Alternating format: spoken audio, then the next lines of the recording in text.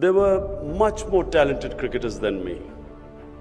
When I was growing up, in my school, which I went to, was a school for privileged children in the society. And in that, I excelled in my school. But when I actually got out of the school to play cricket for my city, I discovered that the children coming from the poorer backgrounds had much greater hunger and drive than the boys who were studying with me in this privileged school. I discovered that in my school we had the best coaching and the best teachers and the best cricketing facilities and the grounds and the wickets. We could not compete with these boys coming from the streets because their hunger and drive was much more. Not only did I discover that these boys were much hungrier than me for success, but they were far more talented. But the reason I succeeded was because I had bigger dreams than them. I thought bigger than them. I wasn't satisfied. When I was 18, I played for my country. Wasn't very good. I was dropped after my first test match. Everyone thought that was the end of my career. But the reason I came back was because the first time I got dropped, I tried to analyze my weaknesses. First time I played in England and I saw these other great cricketers, and I realized that the bowling action God had, my natural bowling action, which was I endowed with, was restricting me from reaching my ambition, which was at that time to become the best fast bowler. From then onwards, rather than be limited by my natural bowling action, I decided to change it to reach my ambition. Now this is, very important for you to understand this. For some of the people here, it's important to know your limitations. People who don't know your limitations are not successful. But it is also important never to be restricted by your limitations. Never accept them. Always try to expand those limitations.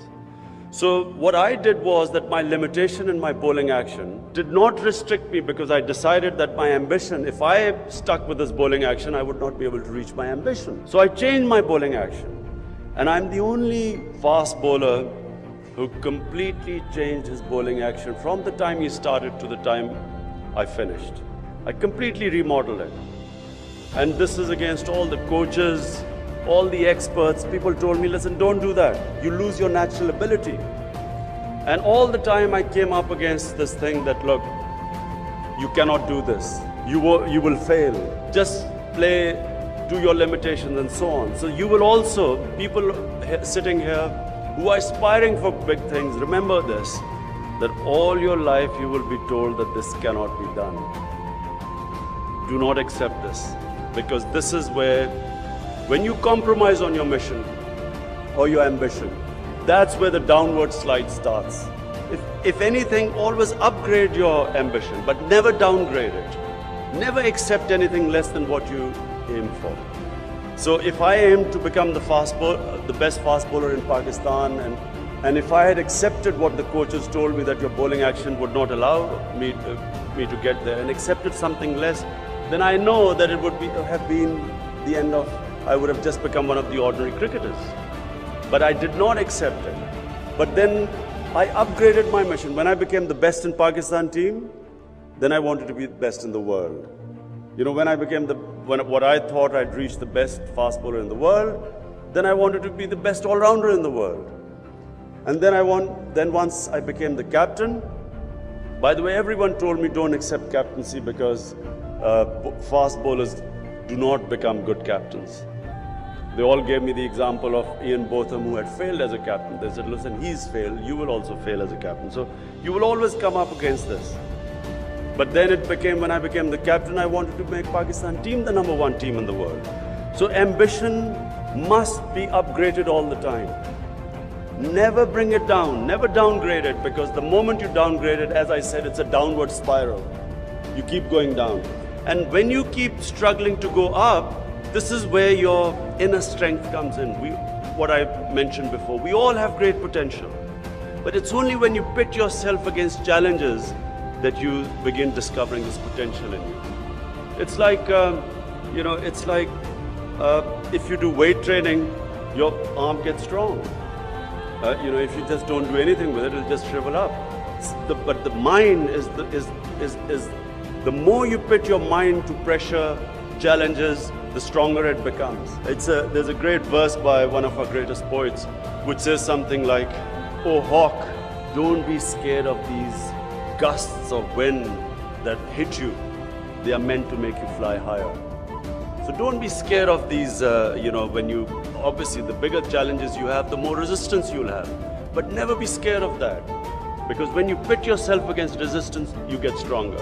So my action, my body wasn't equipped to be that of a fast bowler.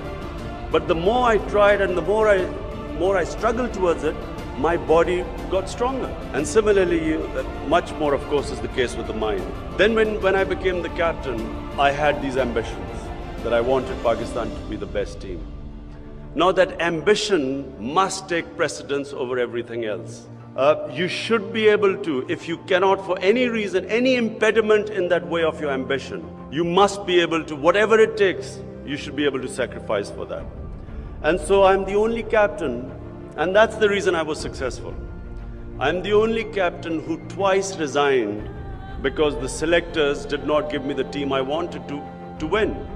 So my ambition was to be the best, make Pakistan the best team. When I realized that I wasn't getting the best team, for me to achieve that ambition, I was willing to resign rather than stay the captain. So this is also very important, that you must, do not let anything get in the way of your ambition.